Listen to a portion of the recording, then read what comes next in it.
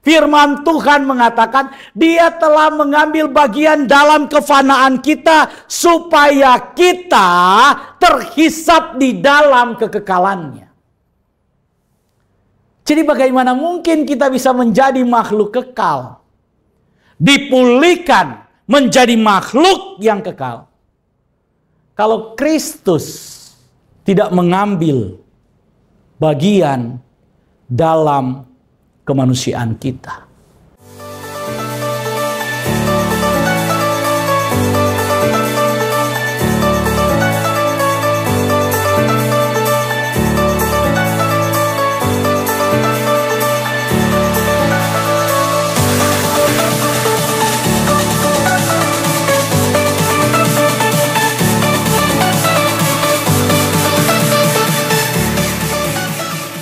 Shalom Sobat Home Ministry dimanapun Anda berada. Saat ini kita akan merenungkan firman Tuhan. Silakan duduk Sobat Home Ministry, kita akan membaca firman Tuhan yang diambil dari kitab Filipi, surat Rasul Paulus kepada jemaat di Filipi. Filipi 2 ayat 5-11, demikian firman Tuhan. Hendaklah kamu dalam hidupmu bersama menaruh pikiran dan perasaan yang terdapat juga dalam Kristus Yesus, yang walaupun dalam rupa Elohim, tidak menganggap kesetaraan dengan Elohim itu sebagai milik yang harus dipertahankan, melainkan telah mengosongkan dirinya sendiri dan mengambil rupa seorang hamba dan menjadi sama dengan manusia. Dan dalam keadaan sebagai manusia, ia telah merendahkan dirinya dan taat sampai mati, bahkan sampai mati di kayu salib. Itulah sebabnya Elohim sangat meninggikan dia dan mengaruniakan kepadanya nama di atas segala nama, supaya dalam nama Yesus bertekuk lutut segala yang ada di langit dan yang ada di atas bumi dan yang ada di bawah bumi. Dan segala lidah mengaku Yesus Kristus adalah Tuhan bagi kemuliaan Elohim Bapa. Sobat Home Ministry yang saya kasihi dalam kasih Tuhan Yesus Kristus, ayat yang kita baca ini adalah ayat yang menjadi kredo. Ini menjadi pengakuan iman yang disampaikan oleh Rasul Paulus kepada jemaat di Filipi. Jadi saudara, ketika kita berbicara tentang kristologi, ketika kita berbicara tentang nature Kristus, maka ada beberapa ayat penting yang menjadi dasar pemahaman kita. Salah satunya ayat yang menjadi dasar pemahaman kita di dalam memahami kristologi adalah apa yang ditulis oleh Rasul Paulus dalam Filipi 2 ayat 5 sampai dengan ayatnya yang ke-11 ini. Oleh karena itu menjadi penting untuk kita renungkan bersama saat ini. Beberapa waktu yang lalu ketika acara baptisan, Pak Mul kemudian mengusulkan bagaimana kalau kita juga membahas tentang apa yang disebut dengan nature Yesus Kristus. Oleh karena itu, pada kesempatan ini, dalam keterbatasan waktu, saya akan menyampaikan secara singkat garis besar pemahamannya, garis besar pemikirannya, supaya saudara yang saat ini belajar firman Tuhan tidak diombang-ambingkan dengan berbagai macam pengajaran. Kenapa? Karena saat ini ada media sosial dan sepertinya media sosial jemaat Tuhan dalam era modern ini, khususnya akhir-akhir ini, dibanjiri oleh berbagai macam informasi, berbagai macam pengajaran tanpa filter. Oleh karena itu banyak yang kemudian memiliki pemahaman-pemahaman yang menurut saya kurang tepat atau kurang benar seperti yang dikatakan oleh firman Tuhan. Jadi ada penyimpangan-penyimpangan pemahaman. Oleh karena itu kita penting sekali untuk memahami. Saudara, ada yang kemudian pernah berkata kepada saya, kenapa kita harus mendasarkan pemahaman kita kepada Bapak Gereja? Menurut teman saya ini, bahwa pemahaman Bapak Gereja itu perlu direvisi katanya. Wah, luar biasa saudara.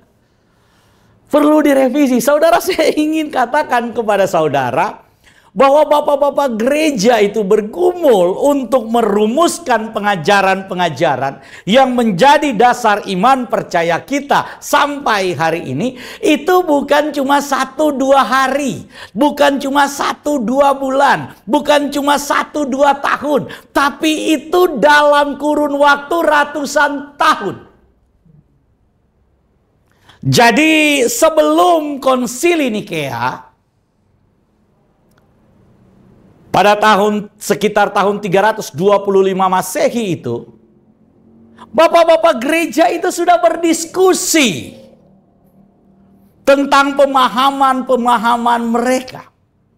Karena begitu banyaknya pemahaman ini, sampai perlu dirumuskan bersama. Perlu untuk kemudian diadakan pertemuan-pertemuan. Itulah yang disebut dengan konsili. Orang kemudian bilang, konsili Nikea itu bukan konsili yang pertama. Betul, konsili yang pertama adalah konsili dalam Kisah Para Rasul itu. Di mana kemudian di situ rasul-rasul masih ada. Dikumpulkan di kota Yerusalem, atau biasa dikatakan konsili Yerusalem. Kalau kita bicara sejarah gereja memang betul itu seperti itu. Tapi pada saat itu bapak-bapak gereja itu kan setelah rasul-rasul.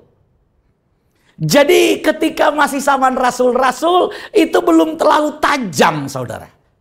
Pemahaman-pemahamannya itu pada saat rasul-rasul masih hidup, pertentangannya itu hanya antara non-Yahudi dan Yahudi, antara Yunani dan Yahudi, antara orang disebut orang goyim gitu ya, atau orang kafir dan orang-orang yang ada di tanah Israel, atau orang-orang keturunan Yahudi. Jadi pertentangannya seputar tema-tema itu. Seputar tentang melakukan sunat, tentang melakukan hukum-hukum Taurat dan sejenisnya. Oleh karena itu katanya ada pertentangan antara ajaran Yakobus dan ajaran Rasul Paulus. Tapi kalau kita baca bagaimana surat mereka, kita harus melihat Yakobus kemudian membahas dari perspektif yang berbeda, sudut pandang yang berbeda. Rasul Paulus membahas dari sudut pandang yang berbeda. Nah, kalau dua sudut pandangnya beda, membahas hal yang beda, ya jelas ini kemudian akan mendapatkan hasil yang beda. Jadi hal-hal itu tidak perlu kita pertentangkan. Tapi setelah banyaknya pengajaran-pengajaran, maka rasul-rasul kemudian melahirkan murid-murid rasul. Inilah yang disebut dengan bapak-bapak gereja itu. Oleh karena itu, saudara, kalau ada yang mengatakan bahwa ajaran-ajaran bapak gereja itu perlu direvisi dan kemudian mengikuti ajaran-ajaran mereka, menurut saya, saudara terlalu arogan. Orang yang mengatakan itu bergumul tentang pengajaran belum ada mungkin 30 tahun, belum ada 50 tahun, baru beberapa tahun. Tapi sudah berani kemudian menyampaikan pemikiran seperti itu. Bahkan ada yang berkata bahwa ajaran Bapak Gereja itu menurutnya katanya itu salah. Misalnya ada yang kemudian mempermasalahkan keterlibatan Konstantin Agung. Saudara, Raja Konstantin Agung itu dibaptis oleh tokoh yang kemudian oleh gereja disebut bidat, yaitu Arius. Jadi kalau kemudian Konstantin Agung dalam konsili itu berpihak, harusnya dia berpihak kepada Arius. Tapi di dalam konsili ternyata pengajaran yang diterima oleh konsili itu adalah pengajaran yang disampaikan oleh Bapak Gereja Athanasius dari Alexandria. Jadi realita, fakta yang sedang terjadi pada saat itu nggak mendukung hipotesa yang mengatakan bahwa ada manipulasi dari kekuasaan pada zaman itu. Ketika konsili dilaksanakan. Menurut saya ini adalah propaganda yang sangat-sangat jahat. Oleh karena itu saudara, kita akan belajar. Mari kita lihat, ini adalah pendahuluan supaya saudara clear dulu. Kenapa saya harus sampaikan sedikit tentang sejarah gereja? Supaya saudara itu pemahamannya jangan kemudian mulai menstigma karena saudara terima informasi-informasi yang tanpa filter itu. Saya mau katakan bahwa saya pemahamannya mengacu kepada pemahaman bapak-bapak gereja. Kalau ada yang bilang, kan ada perbedaan antara pemahaman Bapak Gereja Barat dan Bapak Gereja Timur. Kita diskusikan itu di lain hari. Antara misalnya Gereja Koptik dan Gereja Barat. Nah, kita diskusikan itu lain hari. Antara pendukung konsili Kalsedon dan non Kalsedon, kita bicarakan itu lain waktu. Yang akan saya sampaikan di sini, kenapa saya menyinggung pengajaran Bapak Gereja? Karena kita mau bicarakan tentang nature Kristus. Kita mau bicarakan tentang masalah kristologi yang menjadi pusat dari ajaran Kristen yang sudah dirumuskan berabad-abad yang lalu, sudah dirumuskan ratusan tahun yang lalu, bahkan sebelum saudara, sebelum ada gereja saudara.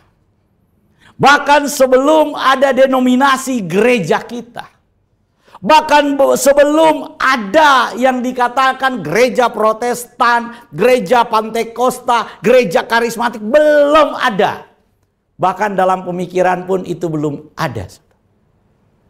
Oleh karena itu, mari kita lihat apa yang dikatakan oleh firman Tuhan ini.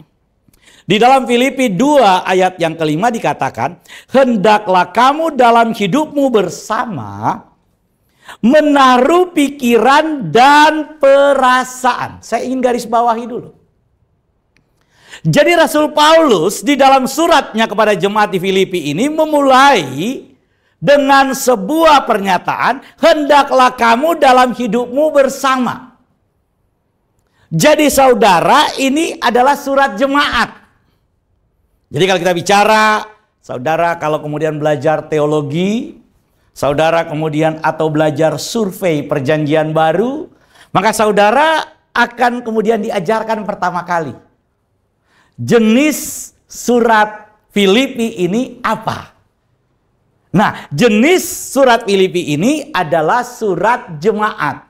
Bukan surat pribadi. Kalau Filemon itu surat pribadi. Surat Rasul Paulus kepada orang yang bernama Filemon. Nah, kalau Filipi ini adalah surat jemaat. Oleh karena itu, hendaklah kamu dalam hidupmu bersama. Jadi saudara, harus saudara pahami, saudara sebagai Kristen itu bukan hidup sendiri-sendiri. Orang Kristen itu harus ada di dalam sebuah komunitas jemaat. Harus bertumbuh di dalam komunitas gereja. Jadi kalau ada yang bilang bahwa kita nggak perlu gereja hari-hari ini karena Tuhan bisa menyatakan pewahyuan secara pribadi, kita bisa berdoa secara pribadi langsung dengan Tuhan. Saya ingin katakan saudara, kalau saudara itu adalah jemaat, saudara orang yang percaya kepada Kristus, maka saudara harus ada dalam persekutuan jemaat. Suka atau tidak, senang atau tidak, kita harus ada di dalam persekutuan jemaat. Karena gereja itu bisa spiritnya, semangatnya itu ada kalau kita itu ada dalam persekutuan. Seperti bara api, kalau dia itu sendiri, baranya mati. Pada akhirnya api itu akan padam, saudara. Tetapi kalau kita ada di dalam persekutuan, ada kemudian penyatuan ini, ada persatuan ini, ada kemudian interaksi, maka kita akan tambah menyala. Oleh karena itu Rasul Paulus menasehatkan bahwa jemaat Kristen di dalam persekutuan bersama, dalam persekutuan jemaat, Rasul Paulus nasihati kita. Nasihatnya adalah supaya kita menaruh pikiran dan perasaan kita yang terdapat juga di dalam Kristus. Nah, ini penting, saudara. Jadi sebagai jemaat gereja, sebagai persekutuan jemaat, tadi saya bilang orang Kristen gak boleh hidup individu-individu sendiri-sendiri. Orang Kristen harus bertumbuh dalam komunitas jemaat. Orang Kristen harus bertumbuh dalam komunitas gereja. Mengapa banyak pengajaran-pengajaran yang berseliweran, yang gak beres, berseliweran yang gak benar? Karena sendiri-sendiri. Oleh karena itu kita perlu bertumbuh bersama. Kita perlu bersama bertumbuh dalam komunitas persekutuan jemaat. Kekuatan gereja ada dalam persekutuan. Gereja itu adalah orang-orang yang dipanggil keluar dari kegelapan, masuk dalam terang Kristus yang ajaib untuk melaksanakan tugas dari Kristus. Oleh karena itu ada orang-orang, ada perkumpulan, ada persekutuan jemaat, ada unity. Jadi kalau kita bicara tentang gereja, maka gereja itu berbeda dengan ormas. Tapi gereja tanpa unity, kita nggak jauh beda dengan LSM. Kita nggak jauh beda dengan ormas-ormas. Yang membedakan gereja dengan ormas, salah satunya adalah dalam gereja itu ada unity. Dalam gereja ada kesehatian. Oleh karena itu Paulus bilang, hendaklah kita itu menaruh pikiran dan perasaan. Pikiran dan perasaan yang bagaimana, saudara? Pikiran dan perasaan yang terdapat juga dalam Kristus. Jadi saudara, Rasul Paulus memberitahukan kepada kita, firman Tuhan mengajarkan kepada kita, persekutuan jemaat, bahwa gereja, orang-orang percaya yang ada dalam satu persekutuan harus memiliki perasaan yang sama, memiliki pikiran yang sama, di mana pikiran dan perasaan kita itu juga ada dalam Kristus. Jadi saudara, unity yang dimaksud oleh Rasul Paulus adalah pikiran Kristus dan perasaan Kristus harus menjadi perasaan jemaat bersama-sama. Tolong bilang kiri kananmu, katakan pikiran Kristus dan perasaan Kristus harus ada dalam kita. Tolong bilang. Pikiran Kristus dan perasaan Kristus harus ada dalam kita. Amin, saudara. Ini dulu. Jadi kalau kita bicara, sebelum kita bicara nih tentang kristologi, mari kita bicara dulu tentang persekutuan jemaat itu.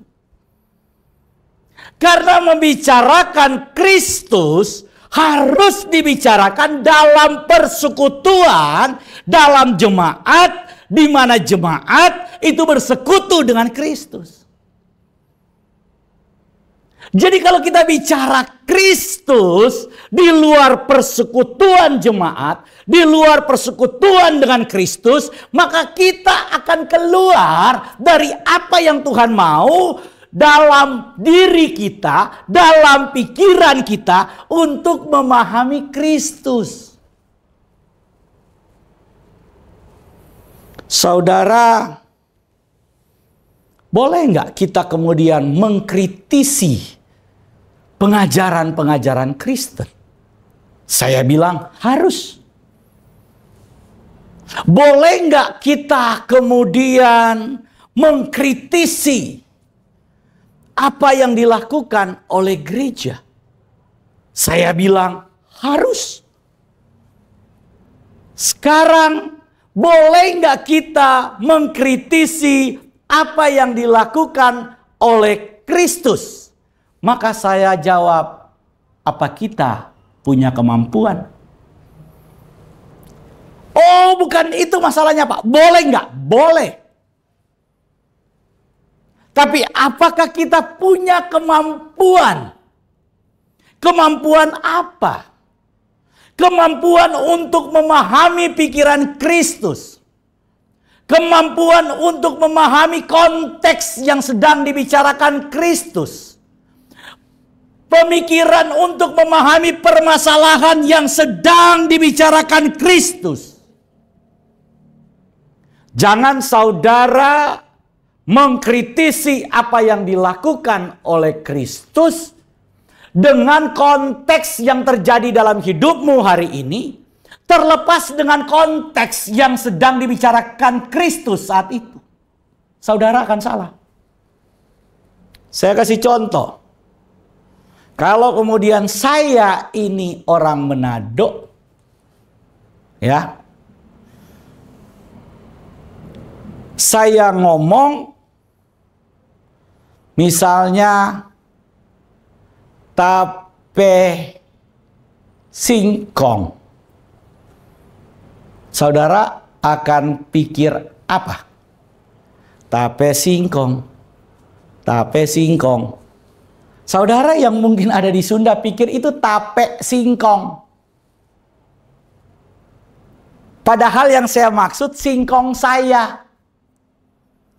Saudara bayangkan kalau saya bicara dalam konteks orang Manado, pakai bahasa Manado, saudara terjemahkan dalam konteks berpikir orang Sunda dengan cara berpikir orang Sunda, nggak nyambung.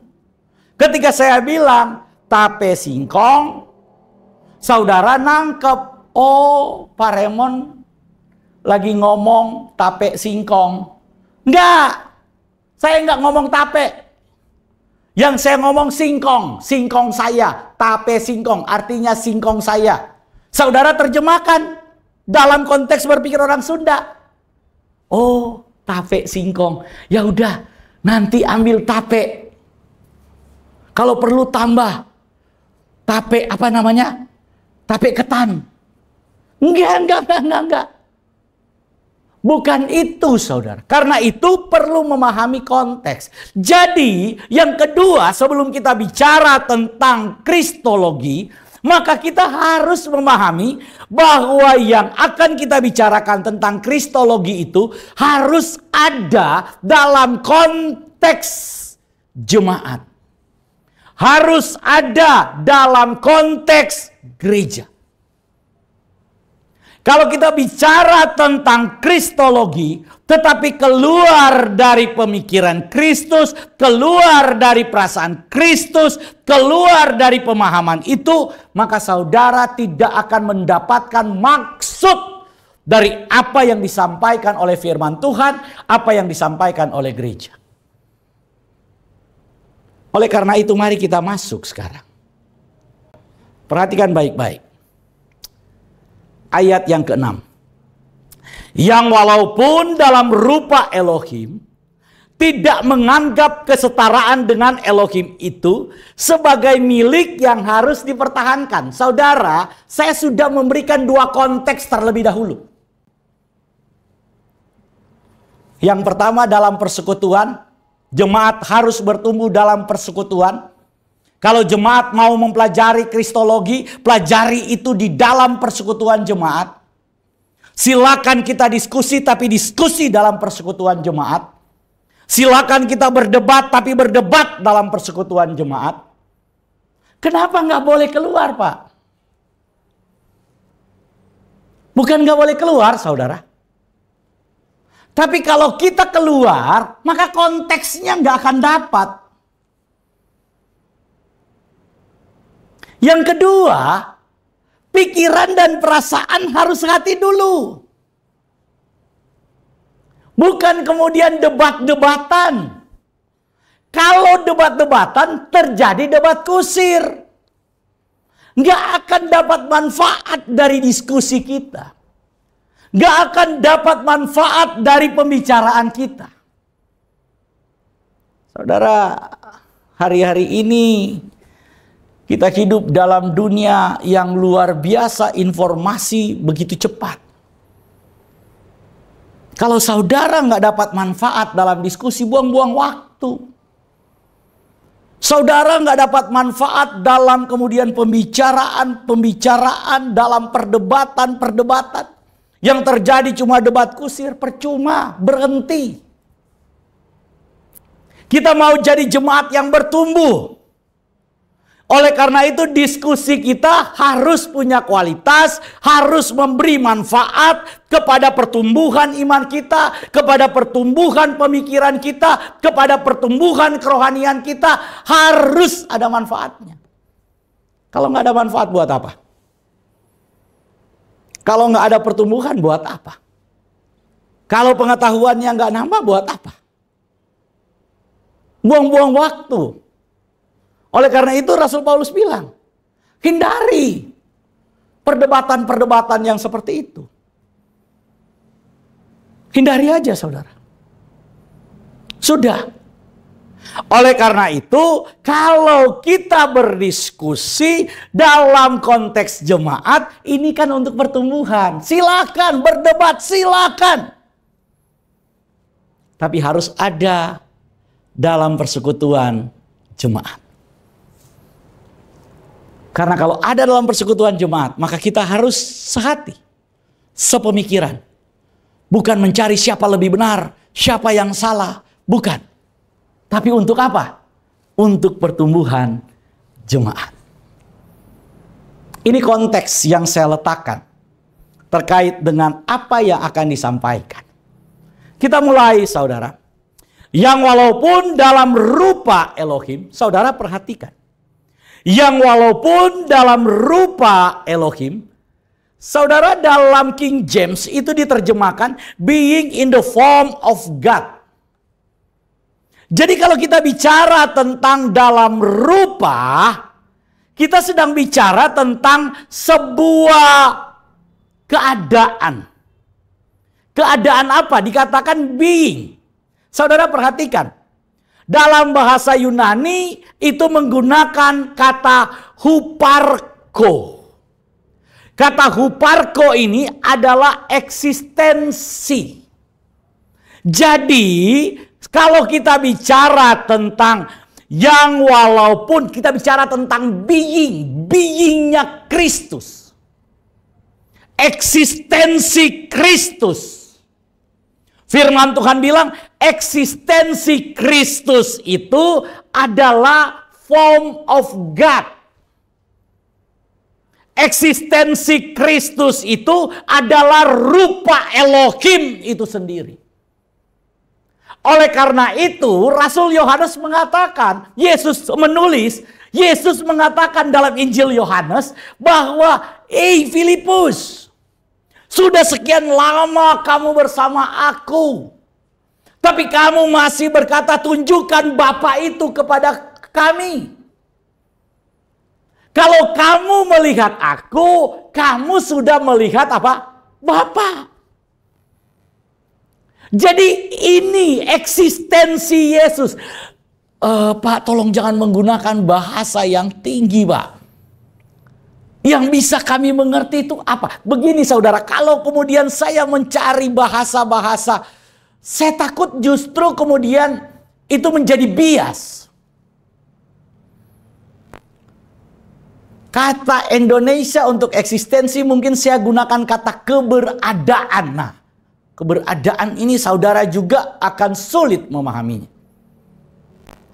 Jadi eksistensi keberadaan Kristus itu, firman Tuhan bilang adalah form of God itu. Dia adalah rupa dari Elohim itu. Dia adalah rupa dari Bapa itu. Jadi kalau kita bicara tentang nature Kristus, maka kita sedang berbicara tentang nature Elohim. Kita sedang bicara tentang eksistensi Elohim itu sendiri. Oleh karena itu, pada ayat yang ke-6 ini dikatakan tidak menganggap kesetaraan dengan Elohim itu sebagai milik.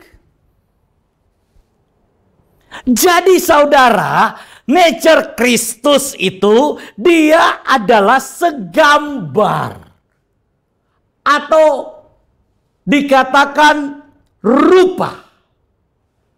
Dia adalah rupa Elohim, form of God. Jadi eksistensi atau nature Kristus itu adalah sederajat, setara dengan Bapa. Oleh karena itu saudara, kesetaraannya itu seperti apa? Dalam konsili Nikea, saudara, saya tadi sudah katakan, salah satu uskup yaitu Arius. Arius kemudian mengajarkan sebuah pengajaran bahwa Yesus itu derajatnya lebih rendah dari Bapa. Arius kemudian mengatakan bahwa Yesus itu diciptakan. Kemudian pernyataan dari uskup Arius ini dibantah oleh seorang presbiter, oleh seorang bisa dikatakan oleh seorang presbiter, oleh seorang pemimpin jemaat dari Alexandria, yaitu Athanasius.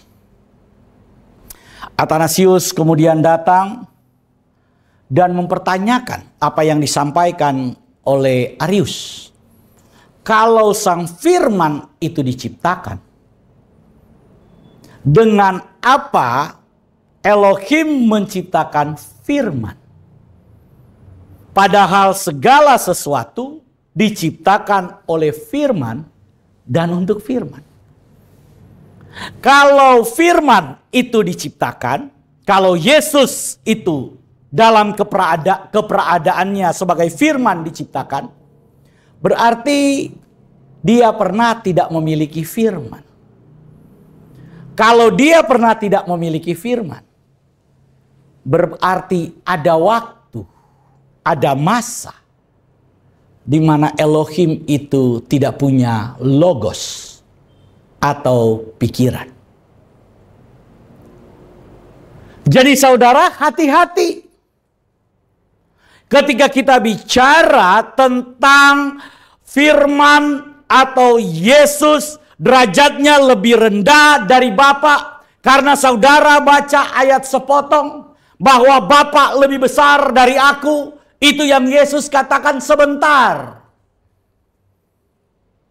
Karena kita akan masuk dalam nature yang kedua. Oleh karena itu kita tuntaskan dulu bahwa ketika dikatakan Yesus itu dalam rupa Elohim, dalam rupa Elohim, Yesus itu setara, sederajat dengan Bapa. Dalam rupa Elohim, Yesus itu setara, sederajat dengan Bapa. Bilang amin. Nah, rupa Elohim yang dimaksud ini keberadaan Yesus sebagai apa?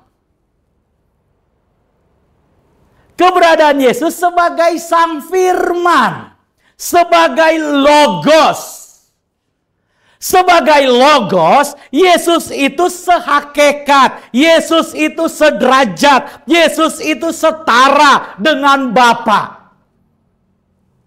Karena itu dikatakan bahwa dalam rupa Elohim tidak menganggap kesetaraan dengan Elohim itu berarti setara, saudara. Jadi sebagai firman, Yesus itu setara, sederajat, eksistensinya satu. Oleh karena itu gereja merumuskan bahwa Bapa, Putra, dan Roh Kudus itu satu ausia. Eksistensinya satu. Keberadaannya itu satu. Jadi ausianya Kristus, eksistensi Kristus itu setara dengan Bapa, setara dengan Roh Kudus. Sederajat. Karena sebagai logos, sebagai pikiran Kristus, dia sehakikat dengan Bapa. Sederajat dengan Bapa, setara dengan Bapa. Tidak dapat dipisahkan antara Bapa, Putra, dan Roh Kudus. Antara Bapa, Firman, Logos, dan Roh Kudus. Gak bisa. Tapi Bapa, Putra, dan Roh Kudus bisa dibedakan. Bisa. Hipostasisnya itu beda. Pribadi. Masing-masing itu memiliki pribadi. Masing-masing itu hipostasis. Keberadaan Yesus sebagai sang firman, ya dia firman. Bukan roh. Bukan Roh Kudus. Firman ya firman. Jadi bukan firman adalah Yesus, Bapa adalah Yesus, Roh Kudus adalah Yesus. Bukan. Bukan, saudara. Sehakikat ya ausianya satu. Tapi hipostasisnya itu bisa kita bedakan. Firman, Bapa, Firman, dan Roh Kudus.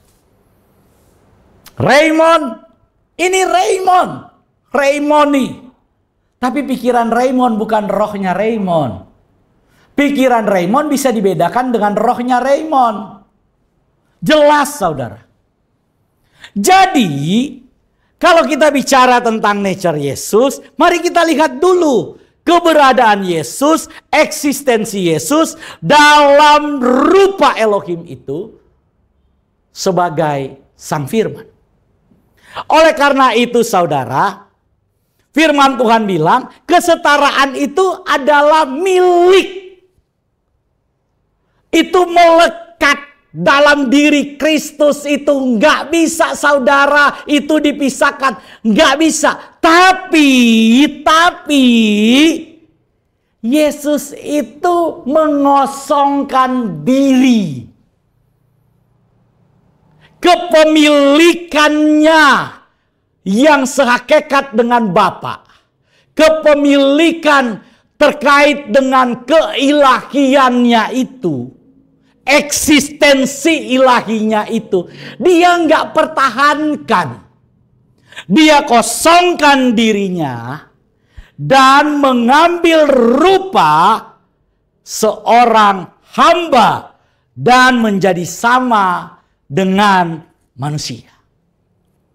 Jadi eksistensi Yesus itu sebagai sang firman sehakikat dengan Bapa. Itu adalah kepemilikan, itu adalah identitasnya dia, itu adalah nature-nya dia. Tapi nature dia sebagai pribadi ilahi itu, nature dia yang sehakikat dengan Bapa itu, nature dia yang sederajat dengan Bapa itu, gak dia pertahankan. Tapi dia tanggalkan. Dia tidak gunakan semua atribut-atribut ilahi, dia tanggalkan. Itulah yang disebut dengan kenosis.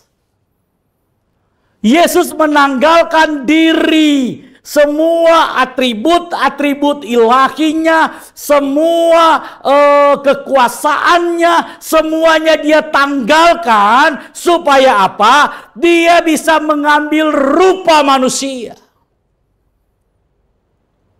Jadi saudara, Yesus bukan manusia jadi-jadian.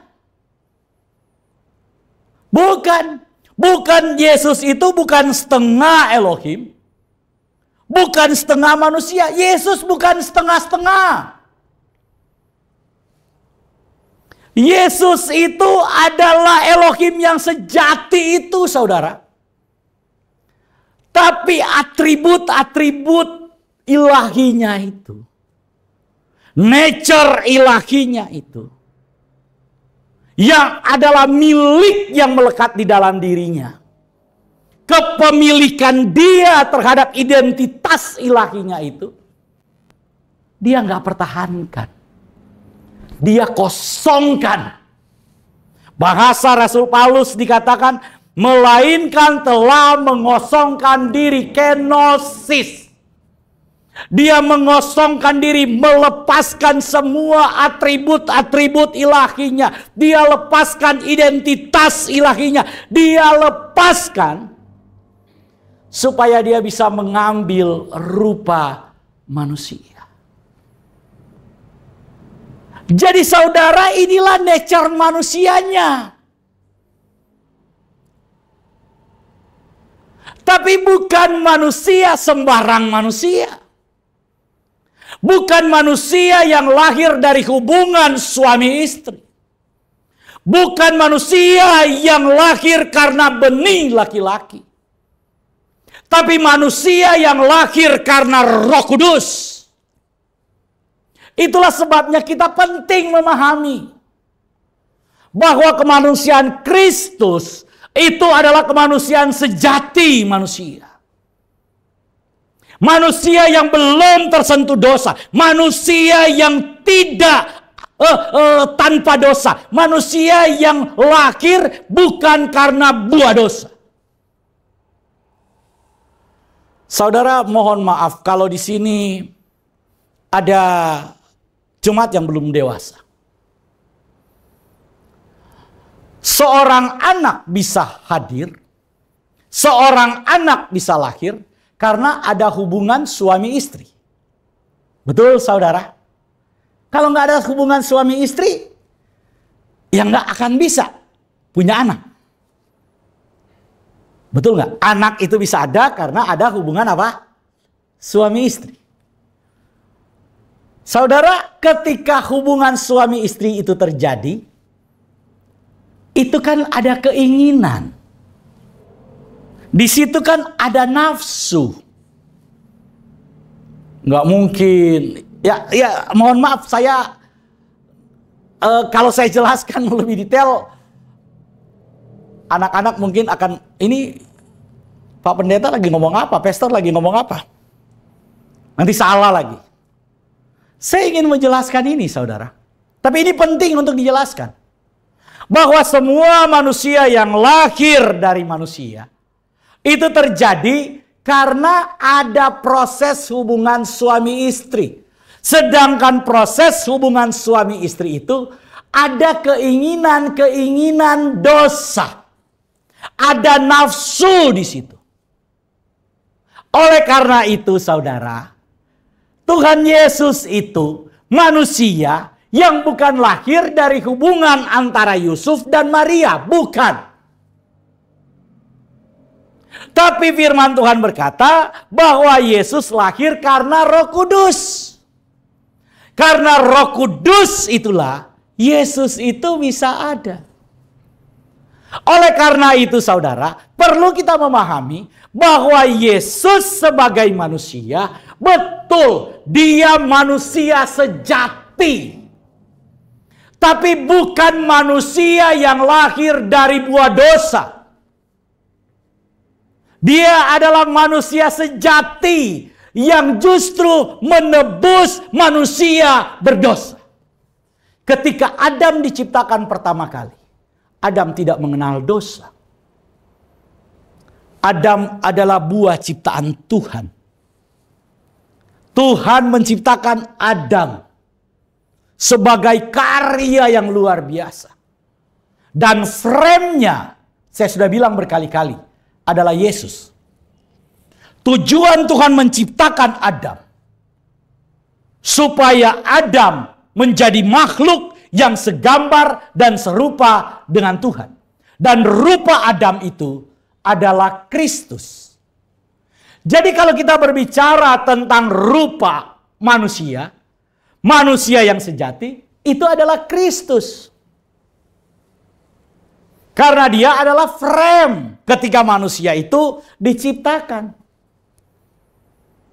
Oleh karena itu saudara, karena manusia ini ingin ditebus oleh Kristus, ingin diciptakan ulang oleh Kristus, menjadi ciptaan yang baru, lahir kembali, lahir baru, maka itu harus diciptakan. Diciptakan oleh si pencipta itu sendiri, yaitu Kristus. Oleh karena itu Yesus harus mengambil rupa manusia, supaya dalam keadaannya sebagai manusia, dia bisa menebus manusia. Ketika dia mengambil rupa manusia, firman Tuhan mengatakan dia telah mengambil bagian dalam kefanaan kita supaya kita terhisap di dalam kekekalannya. Jadi bagaimana mungkin kita bisa menjadi makhluk kekal, dipulihkan menjadi makhluk yang kekal, kalau Kristus tidak mengambil bagian dalam kemanusiaan kita. Oleh karena itu Yohanes 1 ayat 14 saudara, firman itu telah menjadi manusia. Firman itu telah mengambil rupa manusia. Sebelumnya tadi kita sudah bicara dalam rupa Elohim, sebagai sang firman, sebagai sang logos, sehakikat, sederajat dengan Bapa, tidak terpisah, dia sederajat dengan Bapa dalam keberadaannya dia sebelum mengambil rupa manusia. Ketika dia mengambil rupa manusia, firman itu telah menjadi manusia dan diam di antara kita. Saudara, ketika dia mengambil rupa manusia, dia tinggal menjadi serupa dengan kita, tinggal di dalam kita. Supaya apa? Supaya rupa kita yang gagal, rupa Adam yang telah jatuh dalam dosa, dipulihkan oleh rupa Kristus yang adalah rupa Elohim itu. Oleh karena itu dalam kematian Kristus, kalau kita baca kitab Galatia, dikatakan bahwa Yesus itu sudah masuk ke dalam jurang maut, menyerbu kerajaan maut, kemudian memindahkan saudara dan saya melalui dirinya. Jadi kenapa Yesus kemudian harus menjadi manusia? Supaya dalam keberadaan dia sebagai manusia, dia bisa serbu kerajaan maut. Karena manusia yang dikenakan oleh Yesus, yang diambil dari daging Maria, itu kemudian ditebus oleh Yesus. Dalam kitab Ibrani dikatakan dia menjadi imam besar yang mempersembahkan korban, yaitu dirinya sendiri. Jadi dia mempersembahkan dirinya sendiri sebagai domba, persembahan untuk penebusan dosa. Dia bawa. Karena itu Yesus katakan dalam Injil Yohanes bahwa bukan kuasa si jahat yang kemudian mengambil nyawaku. Yesus katakan, aku berkuasa memberikan nyawaku dan aku berkuasa mengambilnya kembali. Jadi jangan salah pikir, jangan salah paham. ketika kita bicara tentang kemanusiaan Kristus. Lalu ada yang bertanya, Pak, jadi gimana kita harus memahami kemanusiaan Kristus? Pelan-pelan, saudara. Karena saya sudah dikasih kode, waktunya sudah habis. Nanti kita lanjutkan, tapi saya ingin tuntaskan dulu ini sebentar. Jadi saudara, kalau kita bicara tentang kemanusiaan Kristus, ini dulu yang harus kita pahami. Kenapa sih Yesus harus jadi manusia? Jadi ketika Yesus mengambil rupa manusia, semua atribut ilahinya, semua eksistensi ilahinya, dia nggak kenakan, dia tanggalkan. Dalam keadaan dia sebagai manusia, dia betul-betul manusia seperti saudara dan saya. Ketika dia berdoa kepada Bapa. Loh, orang bertanya, loh itu kan buktinya. Masa Tuhan berdoa kepada Tuhan? Kalau dia Tuhan, kenapa berdoa kepada Tuhan? Saudara, semua atribut ilahinya, semua kesetaraannya dengan Bapa, semua identitas dia sebagai makhluk ilahi, pribadi ilahi itu, dia telah tanggalkan. Dia nggak gunakan. Karena dia jadi manusia. Betul-betul manusia sejati. Memberikan contoh kepada saudara dan saya. Bahwa sebagai manusia, kita punya otoritas. Sebagai manusia, kita bisa meminta kepada Bapa. Sebagai manusia, kita bisa lakukan semua yang pernah dilakukan oleh Kristus. Dalam keberadaan dia sebagai manusia, dia menjadi contohnya kita. Dia menjadi teladan kita. Semua yang pernah dikerjakan oleh Kristus. Semua yang terjadi dalam hidup Kristus. Itu saudara dan saya bisa kerjakan. Jangan saudara kemudian berkata, dia kan Tuhan, Pak. No. Karena ketika dia mengambil rupa manusia, dia betul-betul manusia yang memberi contoh kepada saudara-saudaranya, yaitu saudara dan saya. Kepada jemaatnya, yaitu saudara dan saya. Oleh karena itu, apa yang Yesus lakukan, bisa kita lakukan. Dengan apa? Dengan kekuatan dari Tuhan. Lihat apa yang Yesus lakukan. Dia selalu bersandar kepada Bapaknya. Kenapa saudara? Karena kalau kita tidak bersandar, tidak terkoneksi dengan Kristus, maka kita nggak bisa berbuat apa-apa. Bukankah Yesus berkata, di luar aku kamu tidak dapat berbuat apa-apa. Oleh karena itu penting saudara, waktu saya sangat terbatas sekali. Saya harap apa yang saya sampaikan hari ini cukup bisa dimengerti oleh saudara. Kalau ada pertanyaan, atau ada apa yang saya sampaikan membuat saudara belum mengerti atau menjadi pertanyaan baru, silakan saudara bisa komen ya di kolom komentar. Dan nanti saya akan menjawab apakah itu dalam khotbah selanjutnya atau saya akan menjawab dalam sesi atau konten yang berbeda. Karena keterbatasan waktu, sampai jumpa pada minggu-minggu yang akan datang. Tuhan Yesus memberkati kita semua. Amin.